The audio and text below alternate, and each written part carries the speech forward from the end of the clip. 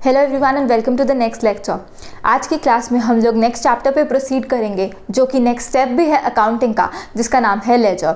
I hope सभी students को सही से जर्नल का जो चैप्टर है वो सही से समझ में आ गया हो और सही से आप प्रॉपर मेथोडोलॉजी फॉलो कर ही जर्नल एंट्रीज पास कर रहे हो। यहाँ पे मैं सभी स्टूडेंट से रिक्वेस्ट करना चाहूँगी जो कि फर्स्ट टाइम ये लेक्चर देख रहे हैं कि जर्नल एंट्री पास करने के लिए कभी भी ट्रेडिशनल अप्रोच मत फॉलो करिएगा, क्योंकि आगे चल के आपको जर्नल एंट्रीज का मीनिंग समझने में बहुत ही ज़्यादा प्रॉब्लम आएगी। जब भी आपने जर्नल एंट्रीज पास करनी है, तो चाहे आप वर्किंग नोट बनाकर करते हो या फिर आप दिमाग में सोचते हो, आपने हमेशा मॉडर्न अप्रोच ही फॉलो करनी है। और कोई भी अकाउंट को देख के आपके दिमाग में आना चाहिए कि क्या वो अकाउंट एक एसेट का है, लायबिलिटी का है, इनकम का है, एक्सपेंस का है कि कैपिटल का है। उसके बाद जब इंक्रीज डिक्रीज देखना है हमने अकाउंट्स का, हमने हमेशा याद रखना है कि हम जो जर्नल एंट्रीज पास कर रहे हैं, we are passing journal entries from the point of view of business.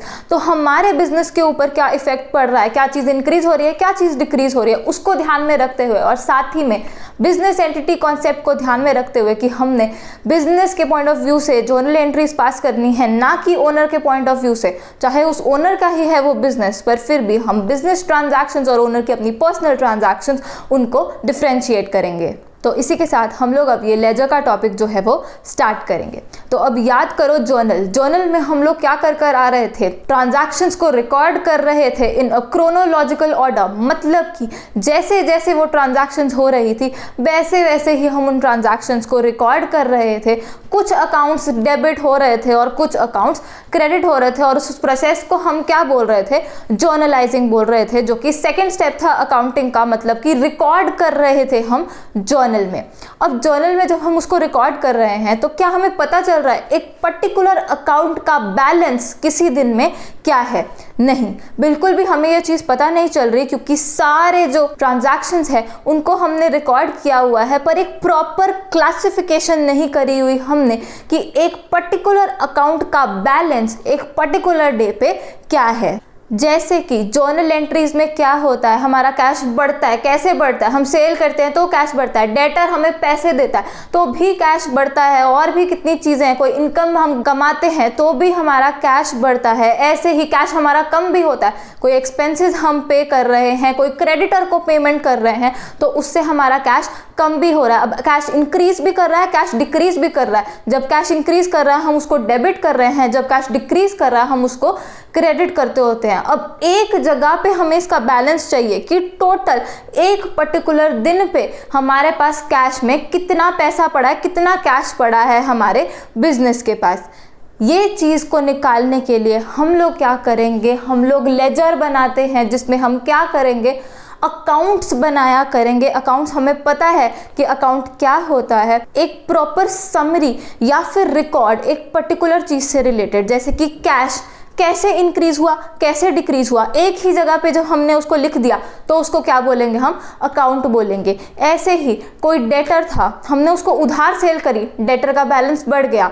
उसके बाद क्या हुआ, डेटर ने हमें कुछ पेमेंट दे दी तो फिर क्या होगा, उतने से हमारा डेटर कम हो जाएगा। फिर से क्या हुआ, उस डेटर ने फिर से हमसे उधार पे सामान ले लिया तो फिर से उस डेटर का अकाउंट बढ़ गया। अब नेट जो इफेक्ट है इन सारी ट्रांजैक्शंस का, कितना रुपया असल में हमने उस डेटर से लेना है, ये हमें कैसे पता चलेगा?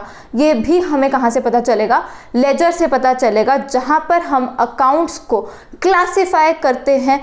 क्लासिफाई करने का मतलब क्या होता है, एक पर्टिकुलर चीज़ को कैसे वो इंक्रीज हो रही है, कैसे वो डिक्रीज हो रही है, और नेट उसमें बैलेंस क्या है एक पर्टिकुलर डे पे। ये जो सारी चीज़ें हैं हमें ये पता चल जाए तो इसके लिए हम लोग लेजर बनाएंगे। तो यहाँ पे सभी को पता चल जाना चाहिए कि लेजर हम बनाते क्यों हैं। इसलिए बनाते हैं क्योंकि जर्नल में हमने ट्रांजैक्शंस को रिकॉर्ड तो कर लिया, पर कैसे रिकॉर्ड किया था, क्रोनोलॉजिकल ऑर्डर में रिकॉर्ड कर दिया था। हम उससे कुछ एनालाइज नहीं कर सकते कि किस दिन पर उस चीज में कितना बैलेंस पड़ा है। अब इस चीज को एनालिटिकल ऑर्डर में जब हम लोग क्लासिफाई कर देते होते हैं, उसको हम बोलते होते हैं लेजर। तो सबसे पहले हम लोग लेजर का जो मीनिंग है वो यहाँ पर लिखेंगे।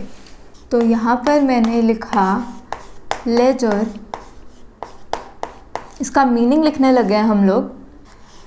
It is the principal book of account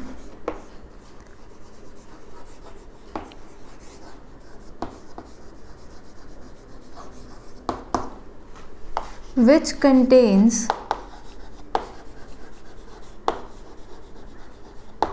a classified record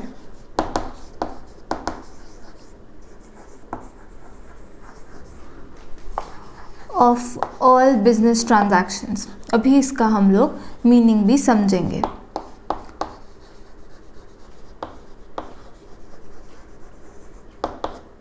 तो सबसे पहले तो हम लोग यहाँ पे इंपॉर्टेंट वर्ड्स जो हैं वो हाईलाइट करेंगे। तो it is the principal book of accounts which contains a classified record of all business transactions. मतलब समझेंगे अब एक एक चीज़ करके। तो सबसे पहले it is the principal book of account. तो अब इसको प्रिंसिपल बुक ऑफ अकाउंट हम लोग क्यों बोलते हैं? क्योंकि यही बुक है जिसको देखकर हमें पता चल सकता है, हम कुछ एनालाइज कर सकते हैं, कुछ मीनिंगफुल डेटा है हमारे पास कि एक अकाउंट का बैलेंस किसी भी पर्टिकुलर डे पे क्या है। हमें पता चलता है कि वो वाला अकाउंट किस किस चीज़ों के कारण बढ़ा और किस किस चीज़ों के कारण वो डिक्रीज हुआ। तो इसलिए हम लेजर को क्या बोलते हैं? लेजर को हम प्रिंसिपल बुक ऑफ अकाउंट्स बोलते हैं। लेजर में क्या होगा? बहुत सारे अकाउंट्स होंगे, जैसे कि कैश अकाउंट, डेटर का अकाउंट, क्रेडिटर का account, purchase account, sale account, सारे ही अकाउंट्स जो होते हैं वो लेजर में होते हैं। यहाँ पे मैं आपको एक और चीज़ बता दूँ कि सारे अकाउंट्स लेजर में होते तो हैं, लेकिन आगे चल के हम लोग टॉपिक करेंगे कैश बुक का।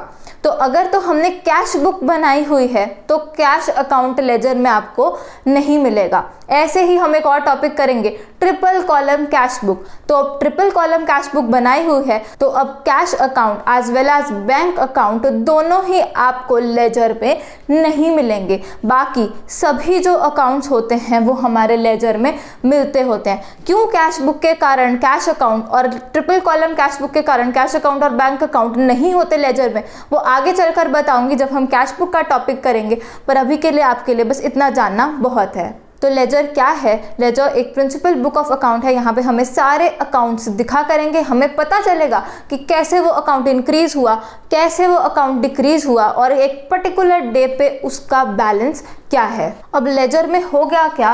विच contains a classified record of all business transactions. सारी ही बिजनेस ट्रांजैक्शंस जर्नल में तो क्या किया, जैसे जैसे हुई वैसे वैसे रिकॉर्ड कर ली, लेकिन कुछ भी नहीं पता चल रहा उससे कि एक पर्टिकुलर चीज़ में कितना बैलेंस पड़ा है, कैसे वो इंक्रीज हुई है, कैसे वो डिक्रीज हुई है, कुछ नहीं पता चल रहा। अब ये लेजर में क्या होगा?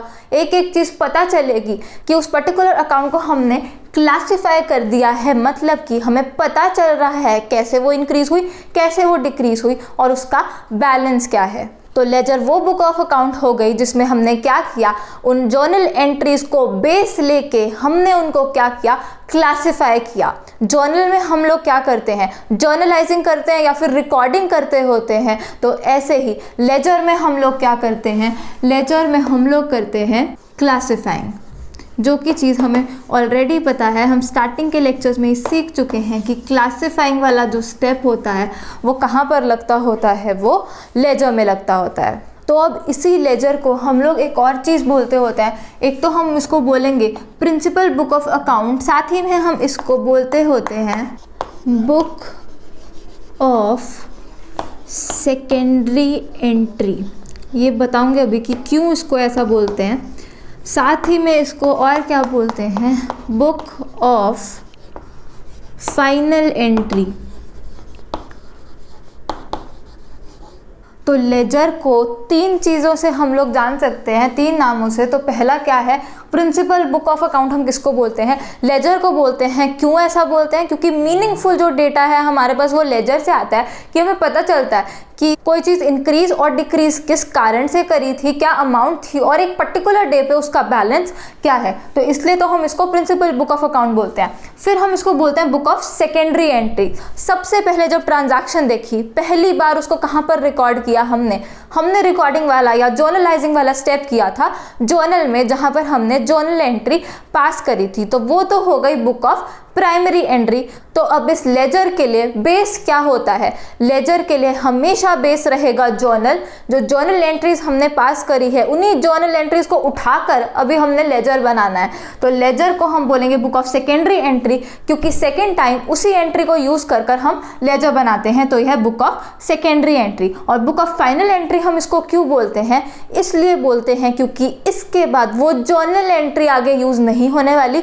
जर्नल एंट्री यूज का होने वाली है, सबसे पहले तो हमने जब रिकॉर्डिंग करी, जर्नलाइजिंग करी, वहां पे जर्नल एंट्री पास करी, और सेकेंड टाइम या फिर लास्ट टाइम हमने वो जर्नल एंट्री को यूज करना है लेजर में। लेजर के बाद आगे जर्नल एंट्री यूज नहीं होगी। तो ये थे रीजन इसको principal book of secondary entry और बुक ऑफ फाइनल एंट्री बोलने के। तो अब यहाँ पे हम लोग लिखेंगे भी कि ये लेजर जो है वो हमारा बनेगा कैसे। लेजर के लिए हमारा जो बेस होगा, मतलब कि जिसको आधार मानकर, जिसको देखकर हम लोग लेजर बनाने वाले हैं, वो क्या है? लेजर के लिए हमेशा बेस होता है जर्नल, जहाँ पे हमने ट्रांजैक्शंस को रिकॉर्ड किया होता है ना क्रोनोलॉजिकल ऑर्डर। तो अब जर्नल में हम लोग को पता है हम क्या कर कर आए थे। जर्नल में हम लोग कर कर आए थे जर्नलाइजिंग, या फिर इस जर्नलाइजिंग को हम क्या बोलते हैं?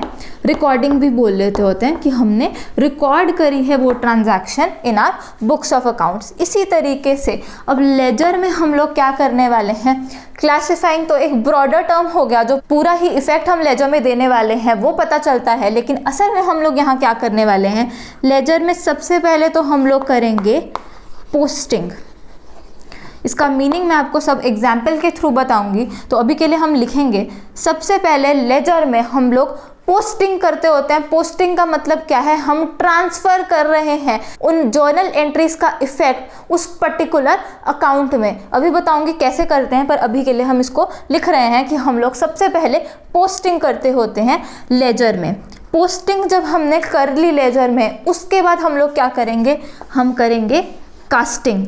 अब कास्टिंग का मतलब क्या है? हम लोग टोटल लगाएंगे वहाँ पर, अभी बताऊंगी किस चीज़ का टोटल, पर हम लोग टोटल लगाएंगे, उसको बोलेंगे हम कास्टिंग। और थर्ड और लास्ट चीज़ जो हम लोग लेजर बनाने के लिए करेंगे वो होती है बैलेंसिंग। बैलेंसिंग का भी मतलब हम बाद में सीखेंगे। तो लेजर में हम लोग ये तीन चीज़ें करने वाले हैं। सबसे पहले हम लोग पोस्टिंग करेंगे, मतलब कि ट्रांसफ़र करेंगे इन जर्नल एंट्रीज को फ्रॉम जर्नल टू वो पर्टिकुलर वाला अकाउंट। सेकेंड चीज़ हम करेंगे कास्टिंग, हम टोटल लगाने वाले हैं। और थर्ड चीज हम करेंगे बैलेंसिंग, जिससे हमें पता चलेगा कि नेट इफेक्ट क्या था उन ट्रांजैक्शंस का, उस चीज में एक पर्टिकुलर डे पे कितना बैलेंस पड़ा है, उसको क्या बोलेंगे? हम बैलेंसिंग बोलेंगे।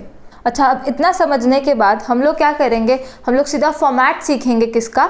लेजर का, कि हमने असल में वो जो अकाउंट, कब से हम वर्ड बोल रहे हैं, वो अकाउंट बनाना कैसे है। तो यहाँ पर हम लोग अब फॉर्मेट सीखने वाले हैं लेजर का। तो अब जब भी हम ये अकाउंट्स का सब्जेक्ट कर रहे होते हैं, हमें बहुत ही ज़्यादा बॉक्सेस, मतलब कि डब्बे बनाने पड़ते हैं, और इन डब्बों में ही, इन बॉक्सेस में ही हम सारी कैलकुलेशंस करते होते हैं। तो जर्नल में हमने क्या करना था? जर्नल में हमने रिकॉर्ड करनी थी ट्रांजैक्शंस और बताना था कि क्या चीज़ डेबिट हुई है और क्या चीज़ क्रेडिट हुई है और किस डेट को हुई है। तो वो फॉर्मेट भी वैसा ही था, जहाँ पे क्या था? Date, particulars, ledger folio, debit in rupees और क्रेडिट इन रुपीज़। अब लेजर में हमने क्या बताना है? लेजर में हमने बताना है कि कैसे कोई चीज़ इंक्रीज हो रही है, कैसे कोई चीज़ डिक्रीज हो रही है, और उसका नेट इफेक्ट बताना है। तो अब इंक्रीज डिक्रीज वहाँ पर कैसे था? डेबिट था या फिर क्रेडिट था, और उसी को हम लोग क्या बोल रहे थे? इंक्रीज डिक्रीज बोल रहे थे। तो अब लेजर में भी इंक्रीज डिक्रीज बताना है, तो क्या होगा? एक तो होगी डेबिट साइड और दूसरी होगी क्रेडिट साइड, क्योंकि डेबिट और क्रेडिट ये इंक्रीज और डिक्रीज सिग्निफाई करेंगे। जैसे एसेट्स के लिए और एक्सपेंसेस एंड लॉसेस के लिए इंक्रीज का मतलब क्या है? डेबिट है इंक्रीज का मतलब, और क्रेडिट का मतलब क्या है? डिक्रीज है। और लायबिलिटीज, इनकम्स एंड गेन्स और कैपिटल के लिए उल्टा रूल लग जाता होता है कि क्रेडिट मतलब क्या होता है? इंक्रीज, और डेबिट का मतलब होता है डिक्रीज। तो वहां पे तो एक ही जगह पे बता दिया था कि इंक्रीज हुआ तो डेबिट, डिक्रीज हुआ तो क्रेडिट, या फिर इंक्रीज हुआ तो क्रेडिट या डिक्रीज हुआ तो डेबिट। अब यहाँ पे क्या करना है? यहाँ पे ये तो बताना ही है कि इंक्रीज डिक्रीज हुआ कि नहीं, यहाँ पे ये भी बताना है किस कारण से इंक्रीज हुआ, किस कारण से डिक्रीज हुआ। अब क्योंकि इतना सारा कुछ बताना है, तो इसका फॉर्मेट कैसे रहेगा? सबसे पहले तो यहाँ पर जो कॉलम आएगा वो होगा डेट का, क्योंकि डेट तो हमें बतानी ही पड़ेगी कि किस दिन वो ट्रांजैक्शन हुई थी। सेकंड जो कॉलम रहेगा यहाँ पर वो होगा पर्टिकुलर्स का। पर्टिकुलर्स के बाद हमारे पास एक कॉलम आता है जिसका नाम होता है जर्नल फोलियो। वहाँ पे क्या था, वहाँ लेजर फोलियो था, तो यहाँ पे क्या होगा, यहाँ पे होगा जर्नल फोलियो। फिर हमारे पास जो कॉलम होता है वो होता है अमाउंट इन रुपीज़ का। तो इन 4 कॉलम्स के बाद जो हमारी डेबिट साइड रहती है वो पूरी हो जाती है। तो यहाँ पे हम लोग लिखते होते हैं डेबिट। हमेशा इस अकाउंट की लेफ्ट हैंड साइड को हम क्या बोलेंगे, डेबिट साइड बोलेंगे। मतलब कि जब भी आप लिख रहे हैं तो वो जो आपका लेफ्ट है तो लेफ्ट हैंड साइड को बोलना है डेबिट साइड, और जो आपका राइट हैंड साइड है उसको क्या बोलना है, उसको बोलना है क्रेडिट साइड। तो याद रखना है, अकाउंट जब भी बनाना है तो डेबिट और क्रेडिट 2 साइड ज़रूर बनानी है उसमें, क्योंकि ये डेबिट और क्रेडिट ही इंक्रीज और डिक्रीज को सिग्निफाई करते हैं। अब उसके बाद ये जो 4 कॉलम्स यहाँ पे बनाए, यही 4 कॉलम्स क्या यहाँ पर रिपीट हो जाएंगे। तो यहाँ पे फिर से लिखेंगे हम डेट, पर्टिकुलर्स,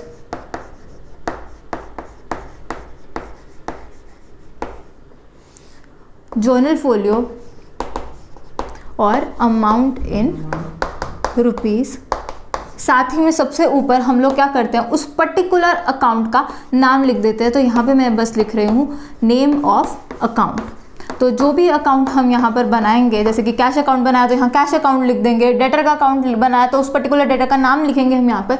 जो भी अकाउंट हम बना रहे हैं उसका नाम यहाँ पर आ जाएगा। और ये पूरा फॉर्मेट है किसका, लेजर का, मतलब कि एक पर्टिकुलर अकाउंट का। लेजर में क्या होगा, ढेर सारे अकाउंट्स होंगे, जितने भी अकाउंट हमारे को पूरे ट्रांजैक्शंस में दिखेंगे सारे अकाउंट्स ऐसे ही बना करेंगे। तो जितने अकाउंट्स टोटल हमने जितनी जर्नल एंट्रीज पास करी हैं उसमें जितने भी अकाउंट्स हैं उतने अकाउंट्स हमें ऐसे फॉर्मेट में बनाने होते हैं। तो यहाँ पे थोड़ा सा समझाती हूँ कि होता क्या है। सबसे पहले तो मैं इसको थोड़ा सा एक्सटेंड कर लूँ।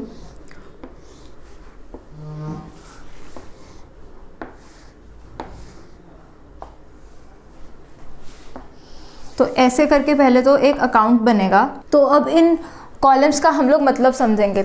सबसे पहले तो डेबिट साइड रहेगी, क्रेडिट साइड रहेगी। क्यों 2 साइड रह रही है, क्योंकि हमें इंक्रीज डिक्रीज दिखाना है। तो किसी के लिए तो इंक्रीज का मतलब क्रेडिट होता है, किसी के लिए इंक्रीज का मतलब डेबिट होता है। पर हमें चाहिए क्या, 2 ही चीज़ें चाहिए, डेबिट और क्रेडिट। और उससे हम पूरा जो इफेक्ट रहता है एक पर्टिकुलर चीज़ के ऊपर वो हम दिखा सकते हैं। तो सबसे पहले बीच में अकाउंट का नाम आया करेगा, लेफ्ट हैंड साइड पे डेबिट आएगा और राइट हैंड साइड पे क्रेडिट आएगा। चाहे कोई भी अकाउंट बना रहे हो आप, चाहे किसी एसेट का अकाउंट बना रहे हो, लायबिलिटी का अकाउंट बना रहे हो, इनकम का बना रहे हो, एक्सपेंस का बना रहे हो या कैपिटल का बना रहे हो, किसी भी चीज़ का अकाउंट बना रहे हो, ये कभी भी चेंज नहीं होने वाला। डेबिट साइड हमेशा लेफ्ट हैंड साइड रहेगी और क्रेडिट साइड हमेशा ही राइट हैंड साइड लगेगी। किसी ने भी इसको इंटरचेंज करने का बिल्कुल भी नहीं सोचना, चाहे किसी भी चीज़ का हम अकाउंट बना रहे हो। अब डेबिट के नीचे जो भी डेट है, जिस दिन वो ट्रांजैक्शन हुई, वो डेट यहाँ पर आया करेगी। पर्टिकुलर्स में हम उस अकाउंट का नाम लिखेंगे जिसके कारण वो पर्टिकुलर चीज़ इफ़ेक्ट हुई है। अब वो इफ़ेक्ट क्या है वो हम एग्जाम्पल के थ्रू सीखेंगे, लेकिन यहाँ पर उस चीज़ का नाम आना है जिसके कारण इस पर्टिकुलर अकाउंट पे इफ़ेक्ट पड़ा है। उसके बाद यहाँ पर जो है वो है जर्नल फोलियो का कॉलम। जैसे वहाँ पर क्या था, लेजर फोलियो का कॉलम था, तो यहाँ पर जर्नल फोलियो का कॉलम है कि इस अकाउंट का जो ये वाला इफेक्ट रहेगा जो हम यहाँ पर लिखेंगे वो जर्नल के कौन से पेज नंबर पे है। फोलियो का मतलब हमें पता है, फोलियो का मतलब होता है पेज नंबर। तो ये कॉलम है जर्नल फोलियो, जो कि हमारे क्वेश्चंस में हमेशा खाली रहा करेगा, लेकिन हमने ये कॉलम बनाना ज़रूर है। उसके बाद जो कॉलम यहाँ पर है वो है अमाउंट का। यहाँ पे हमें अमाउंट दिखानी है कि इस पर्टिकुलर चीज़ के कारण कितनी अमाउंट से ये वाला जो अकाउंट है वो इफ़ेक्ट हुआ है। और फिर से date, particular, journal folio, amount, जो अकाउंट के कारण ये चीज़ क्रेडिट हुई थी उसका यहाँ पर सारी यही वाली डिटेल्स जो है यहाँ पर आ जाएंगी। तो अब मेन क्या है, मेन ये 2 साइड्स हैं इस अकाउंट की, एक तो ये डेबिट साइड और एक ये क्रेडिट साइड। दोनों में सेम ही कॉलम्स बनने हैं 4-4। तो ये देखो, ये एक टी शेप में ये अकाउंट बनता होता है कि मेन ये जो थी ये 2 साइड्स थी, ये एक डेबिट साइड और ये एक क्रेडिट साइड। क्योंकि ये एक टी शेप में मेन अकाउंट बन रहा है तो इसको हम क्या बोलते हैं, इस फॉर्मेट को हम लोग टी अकाउंट भी बोलते हैं क्योंकि ये टी जैसी शेप में बनता है। क्योंकि अगर हम ये लाइंस ना भी लगाएं, ये वाली लाइन तो हमें लगानी ही पड़ेगी इस डेबिट साइड और इस क्रेडिट साइड को सेपरेट करने के लिए, तो इसलिए ये वाले फॉर्मेट को जो लेजर में हम लोग अकाउंट बनाते होते हैं उसको हम टी अकाउंट भी बोलते होते हैं। अब ध्यान से सुननी है बात कि लेजर में हम लोग करेंगे क्या। सबसे पहले तो हमें क्या दिया होगा, ट्रांजैक्शंस दी होंगी। ट्रांजैक्शंस दिए तो क्या करना है, सबसे पहले जर्नल एंट्रीज ही पास करनी है। पहला स्टेप करना है अपना रिकॉर्डिंग वाला, जिसमें हम जर्नलाइज करेंगे ट्रांजैक्शंस को। अब जर्नलाइज कर लिया आपने ट्रांजैक्शंस को, अब हमें उसको लेजर में पोस्ट करना है। अब पोस्ट करने के लिए हमने सबसे पहले तो ये वाला फॉर्मेट बना लिया, डिफरेंट अकाउंट्स का फॉर्मेट बनाने के बाद क्या करना है, एक चीज़ याद रखनी है कि हमेशा डेबिट साइड पे हमने जो भी यहाँ पर अकाउंट्स का नाम लिखना है जिसके कारण ये वाला अकाउंट इफेक्ट हुआ है, डेबिट साइड पे हमेशा हम 2 लिखते होते हैं। अब इसके लिए तो मीनिंग है कि ये 2 हम क्यों लिखते हैं, ये आपको आगे चल के बताऊंगी। तो जब भी यहाँ पर जो भी चीज़ों के कारण ये चीज़ डेबिट हुई है तो यहाँ पर हमें 2 करके वो सारी चीज़ें लिखनी है। यहाँ पे उस पर्टिकुलर अकाउंट का नाम आता जाएगा। और हमेशा क्रेडिट साइड पे क्या करना है, यहाँ पे जैसे 2 करके सब कुछ लिखा, यहाँ पे सब कुछ आएगा बाय और बाय लिखकर। तो जितने भी अकाउंट्स यहाँ पर आएंगे जिसके कारण ये चीज़ क्रेडिट हुई है वो हमेशा बाय कर आएंगे। तो याद क्या रखना है कि डेबिट वाली साइड के नीचे हमेशा 2 ही लिखना है और क्रेडिट वाली साइड के नीचे हमेशा बाय लिखना है। ये चीज़ भी कभी भी इंटरचेंज नहीं होने वाली, चाहे आप एसेट का अकाउंट बना रहे हो, चाहे लायबिलिटी का, चाहे इनकम का, एक्सपेंस का या कैपिटल का, किसी भी चीज़ का अकाउंट बना रहे हो, हमेशा साइड लेफ्ट साइड ही डेबिट साइड रहेगी और राइट साइड ही क्रेडिट साइड रहेगी। ऐसे ही हमेशा डेबिट साइड के नीचे 2 ही लिखना है और हमेशा क्रेडिट साइड के नीचे हमने बाय ही लिखना होता है। उसके बाद हम लोग क्या कर लेते होते हैं, ये जो अमाउंट वाले 2 कॉलम्स रहते हैं इनका टोटल लग जाता होता है। अब टोटल कैसे लगता है, क्या हमने यहाँ पर लिखना होता है, वो मैं आपको बाद में चलकर बताऊंगी। अभी क्या बस याद रखना है कि यहाँ पर टोटल लगना है अमाउंट वाले कॉलम का, और इससे हमें पता चल जाएगा बाद में कि इस पर्टिकुलर चीज़ का बैलेंस क्या है और किस चीज़ के कारण ये चीज़ इंक्रीज करी है और किस चीज़ के कारण डिक्रीज करी है। तो अब जैसे आप लोग अमाउंट वाली कॉलम का लगाने वाले हो टोटल, तो अब टोटल ज़रूरी तो नहीं कि ये दोनों जो टोटल हैं वो बैलेंस करेंगे। तो अब क्या होगा, अगर तो आपकी डेबिट साइड का टोटल ज़्यादा है और क्रेडिट साइड का टोटल कम है तो उस पर्टिकुलर चीज़ का डेबिट बैलेंस रहेगा। ये चीज़ हम लोग यहाँ पर लिखेंगे। If total of debit side exceeds या is more than the total of credit side, तो फिर इसका मतलब क्या है, उस पर्टिकुलर चीज़ का कौन सा बैलेंस है, उसका है डेबिट बैलेंस।